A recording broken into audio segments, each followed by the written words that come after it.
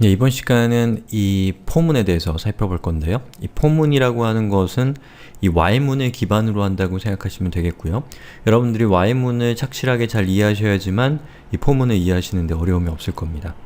자, 그러면 Y문에 대해서 다시 한 번만 여러분들께 제가 조금 상기를 해드리면, 자, 요게 이제 우리가 살펴봤었던 Y문인데요. 자, Y문에서는 이 반복적으로 실행해야 될 코드가 여기에 이렇게 들어가 있는데, 이 언제까지 이 코드가, 자, 주인공은 이 녀석이죠. 자, 이 코드가 언제까지 반복될 것이냐 라는 것을 지정하기 위해서 이 동원된 이 로직은, 자, 우선 첫 번째, 자, 이 부분이죠. i의 값을 0으로 초기화하는 작업을 했습니다. 자, 그 다음에 반복적으로 요 내용이 실행이 될 때마다 계속해서 실행해도 되는지를 체크하기 위해서 i의 값이 10보다 작은지를 체크하는 이 부분도 역시 마찬가지로 언제까지 반복할 것이냐 라는 것을 위한 문법적인 또 기능적인 로직이라고 할 수가 있겠습니다. 그 다음에 또 하나 있죠. 바로 여기 있는 이 부분, 즉 i의 값을 일씩 증가하는, 반복할 때마다 일씩 증가하는 것 역시도 언제까지 반복할 것이냐 라고 하는 것을 설명해주고 있는 그러한 요소라고 할 수 있겠습니다. 그래서 요것과 요것인데, 그런데 딱 보시기에도 이렇게 서로 아주 밀접한 관계에 있는 로직임에도 불구하고 이것들이 이렇게 멀리 떨어져 있다는 것을 볼 수가 있을 겁니다. 자, 여기에 있는 이 부분, 자, 여기에 만약에 100줄짜리 또는 1000줄짜리 코드가 들어가 있다. 그리고 여기에 또 역시 마찬가지로 1000줄짜리 코드가 들어가 있다라고 한다면 그 코드가 복잡해짐에 따라서 이것, 즉 언제까지 반복할 것이냐 라는 것을 설명하기 위한 저런 요소들이 서로 멀리 떨어져 있게 됩니다. 그 얘기는 뭐냐면, 나중에 코드를 작성하는 것이 점점점 어려워질 수 있게 된다라는 것이죠. 바로 그러한 문제를 극복하기 위해서 이렇게 자주 사용되는 패턴을 문법적인 요소로 발전시킨 것이 바로 우리가 이번 시간에 배울 이 포문이라고 할 수 있겠습니다. 그래서 이 포문을 사용하게 되면 항상 반복할 때 약방의 감초처럼 자주 사용하는 이런 문법적인, 이런 로직적인 것들을 하나의 문법적인 것으로 응집시켜 놓기 때문에 보기에도 좋고 관리하기에도 좋은 코드가 만들어질 수 있다는 것이죠. 물론 언제나 포문을 쓰는 것이 좋은 건 아니지만 초기 값이 있고 언제까지 반복할 것이냐라는 조건이 있고, 초기 값, 조건, 그리고 반복될 때마다 그 초기 값을 변경시켜주는 그러한 구성을 갖고 있는 어떤 반복문이라고 한다면 Y문보다는 포문을 사용하는 것이 훨씬 더 바람직하다고 할 수가 있겠습니다. 자, 그래서 제가 준비한 이 포문의 문법적인 요소는 어떠냐면, 자, 우선 포로 시작을 해야 됩니다. 자, 그리고 괄호가 등장하는데 while은 괄호 안에 종료 조건, 반복 조건이라고 하는 것만 들어갔죠? 바로 이 부분입니다. 자, while에는 이것만 있었는데요. 자, 포문에는 바로 그 초기화라고 하는 것, i는 0으로 세팅했던 거 있잖아요, while에서. 그리고 반복적으로 실행하게 되는 것, 즉 i의 값을 일씩 증가시키는 로직이 있었죠? 바로 그것이 이렇게 포문 안에, 괄호 안에 보시면, 자, 순서대로 들어오게 된다는 겁니다. 그리고 각각의 이 부품들, 초기화, 종료 조건, 반복 실행이라는 이 부품들은 여기 보시면 요 세미콜론이라고 하는 이 기호로 서로 구분이 되어 있는 겁니다. 그래서 요것과 요것이 모여서 하나의 덩어리를 이뤄서 무엇을 완수하냐면 언제까지 반복할 것이냐 라는 것을 지정하는 로직이 바로 요만큼이 되는 겁니다. 그리고 Y문과 똑같이 반복적으로 실행될 구문이라고 하는 것이 여기에 위치하게 되는 것이죠. 자, 그럼 예제를 보시면 아마 이해하는 것이 훨씬 더 빠를 겁니다. 자, 여기 예제가 있는데 저는 이클립스로 화면을 옮겨 보겠습니다. 자, 제가 준비한 예제입니다. 자, 이걸 실행을 하면 아까 우리가 while문으로 했던 것과 똑같은 결과를 보여주게 될 겁니다. 그럼 다시 한번 실행을 시켜볼까요? 0부터 9까지를 화면에 출력을 하고 있는데요.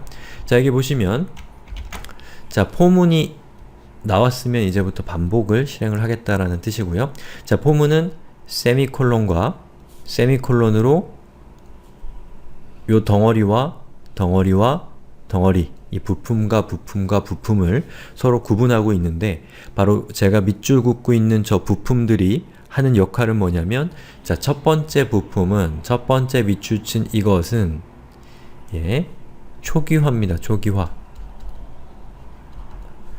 이 초기화는 while문에서 자, 제가 이전 시간에 살펴봤던 while문 있죠? 그거 그냥 카피해 왔습니다. 자, 여기 있는 요거는 우리가 지금 실행시킬 코드는 아니고요. 우리가 실행시킬 코드는 이겁니다. 이전 시간에 살펴봤던 코드와 비교하기 위해서 가져온 거예요. 자, 그래서 여기에 있는 요 값은 초기화입니다. 그리고 이 값은 어디에 대응이 되냐면 바로 이 값에 대응되는 겁니다. 이 두 가지는 같은 목적을 갖고 있는 거예요. 그렇기 때문에 이 초기화라고 하는 것은 이 포문이 실행될 때 한 번만 가장 먼저 실행되도록 약속되어 있습니다. 자, 그 다음에 여기에 있는 i가 10보다 작은지를 체크하는 이 부분은 자, 위에서 바로 while문 안에 이것과 일치하는 겁니다. 이 두 가지는 역시 마찬가지로 같은 이 목적, 같은 취지를 가지고 있는 이 로직이라고 할 수가 있겠습니다. 그 다음에 여기에 있는 i++라고 하는 것은 바로 이것과 같은 취지를 가지고 있다고 할 수가 있습니다. 즉 반복적으로 실행될 때마다 i의 값을 1씩 증가시키는 것이 바로 i++라고 하는 거죠. 자, 그러면 요 위에 거는 이제 지워버리고 자, 위에 거 지워버리고 자, 요건 어떻게 실행되는지를 한번 살펴보면 제일 먼저 i의 값은 0이 됩니다. 여러분들이 자신이 가지고 있는 머릿속에 있는 메모리에다가 i는 0이라는 값을 넣어두세요. 자, 그 다음에 얘가 실행이 되도록 약속되어 있습니다. 더 이상 얘는 실행되지 않습니다. 자, 그러면 i의 값은 현재 뭐예요? 0이죠. 0과 10을 비교했기 때문에 이것은 true죠. 자, 요 중간에 나오는 이 조건이 true가 되면 요 뒤에 있는 이 중괄호 안에 있는 반복 구문이 실행이 됩니다. 자, 그럼 여기 있는 값은 0이기 때문에 coding everybody 제로가 화면에 출력이 됩니다. 자, 그리고 요 구문이 끝까지 다 실행이 되면 이것이 실행되도록 약속되어 있습니다. 그럼 i의 값이 현재 0이었다가 1이 되겠죠. 그러면 그 다음에는 뭐가 실행이 되냐면 i가 10보다 작은지를 체크하는데 현재 i의 값은 뭐예요? 1이죠. 1은 10보다 작은가요? 그렇죠. 그럼 얘가 true가 되면서 자, 다시 한번 반복 조건이 또 한 번 실행이 되는 겁니다. 그때 얘는 1이 되어 있기 때문에 coding everybody 1이 화면에 출력이 되는 거죠. 그 다음에 다시 이것이 실행이 돼서 현재 i의 값이 1이었는데 2가 되죠. 그러면 얘가 또 실행이 되면 2와 10을 비교해서 true가 되는 겁니다. 자, 그런 식으로 반복이 돼서 i가 1, 2였다가 3이었다가 4, 5, 6, 7, 8, 9까지 왔습니다. 자, 그럼 여기 있는 i의 값은 현재 9가 되니까 coding everybody 9가 화면에 출력이 될 겁니다. 자, 그 다음에 여기 있는 이 구문이 실행이 되면 i의 값은 9였다가 10이 되겠죠. 그럼 얘가 실행이 되면 10과 10을 비교하는데 10이 10보다 작은지를 체크하고 있잖아요. 그럼 이것은 참인가요? 당연히 false죠. 자, 그렇기 때문에 이 중간에 나오는 반복 조건, 종료 조건이라고 하는 것이 false 값을 갖게 되면 이 포문은 실행을 중단시키고 이 포문 뒤에 있는 이 중괄호 뒤에 나오는 로직이 있다면 그것들을 실행시키게 되는 겁니다. 자, 이렇게 해서 제가 포문에 대해서 설명을 드렸고요. 만약에 여러분이 i의 값을 0이 아니라 5로 한다면 어떻게 될까요? 자, 이걸 실행을 하면 보시는 것처럼 5, 6, 7, 8, 9로 5부터 i의 값이 시작이 되기 때문에 결과가 적어지고 5부터 시작이 되는 것을 볼 수가 있죠. 자, 그 다음에 여기 있는 요 10이라고 되어 있는 것을 20으로 바꾸면 자, 보시는 것처럼 이렇게 결과가 달라지겠죠. 그 다음에 여러분이 i++라고 되어 있는 이 부분을 i는 i 플러스 2라고 하게 되면 어떻게 될까요?